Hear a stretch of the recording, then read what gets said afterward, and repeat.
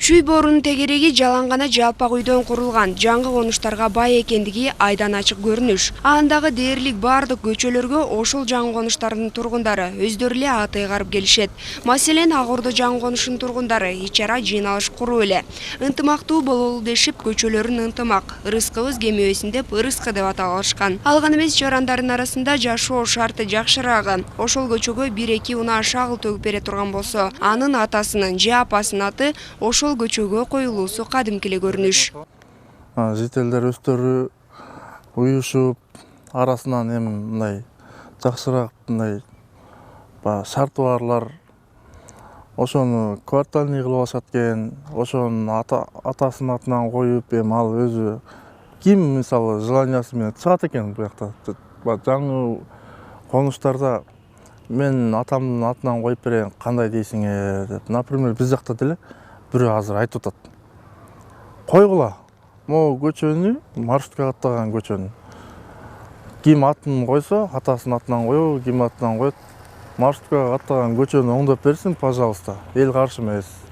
Мамлекет тарабынан көчө көйгөйү чечилип берилбесе, жарандардын мындай аракеттерди көрүүсү нормалдуу эле кадам деген адистер да бар. А бирок ошол эле маалда ааламга кетчү жол аялдан башталарын айтып, жаңы конуштун аталышынан тарта, андагы ар бир тилкеге наам берүү аракеттери мамлекеттин көзөмөлүндө болуусун айтып, колундагы инсандар көчөгө таш төгүүдө деп эле анын атын ыйгаруу менен ал адам ким болгондугун, элге кайсыл эмгеги сиңгенин, кандай жол менен ошол акчаны таап жаткандыгын билбей туруп, ат ыйгаруу таптакыр туура эмес экендигин айткан коомдук ишкерлер да бар.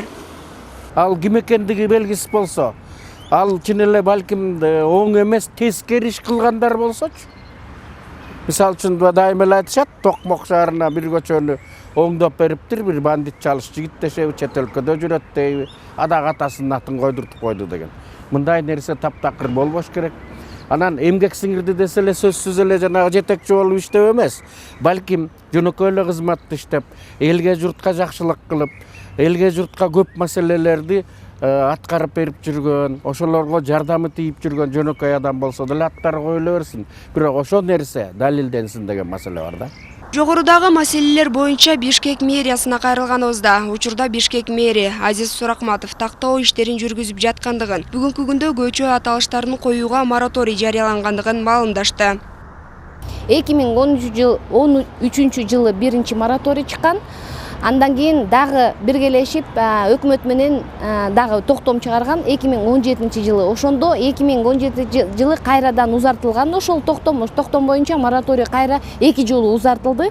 Ошол узартылган себеби токтомдо жазылып турат. Анткени 2020 жылы биздин Кыргызстанда негизги чоң каттоо жүргүзүлөт. Акыркы каттоо 2009 жылы бүткөн. Ошондон бери каттоо жүргүзүлө элек.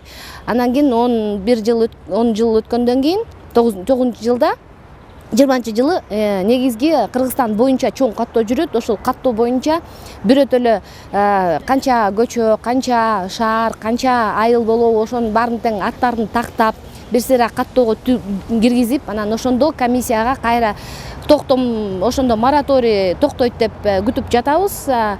А бирок бул мораторийге карабастан Ак Ордо жаңы конушундагы эң чоң көчөлөрдүн бирине маркум журналист Уланбек Эгизбаевдин ысымы ыйгарылган. Бирок бул конуш жайгашкан жердин документи чечилбей жаткандыктан көчөнүн аты расмий бекие элек. Бул чечимди жергиликтүү тургундар өздөрү кабыл алышып, үйлөрдүн дубалдарына Улан Эгизбаев көчөсү деген такталарды тагып алышкан. Мындан улам мораторий жарыяланганы менен айрым учурда көчөлөргө кандай жол менен ат коюлууда деген сурообузга шаар мэринин өкүлдөрү төмөндөгүчө жооп узатты.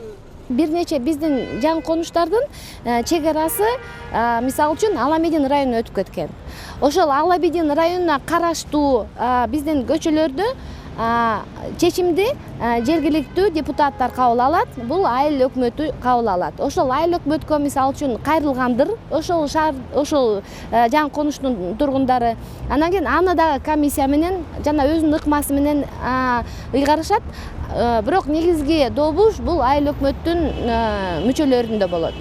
Учурда республика боюнча көчөлөр кайсыл жерден башталып, качан бүтөрү туурасында таблицалар жана көчөнүн багытын көрсөтүп туруучу белгилер дээрлик жок эсе. Ал эми белгилерден сырткары өлкө көчөлөрүнүн 5%-ында таптакыр аталыш жок. Анын эң көбү Бишкекте болсо, Ош областында 9%, Талас жана Баткен областында 6-7%ды түзөт. Ал эми аталышы бар, бирок жазуусу жок көчөлөрдүн саны 33%га чейин жеткен. Айгерим Токтоналиева, Алтынбек Кубанычбеков, Нью ТВ.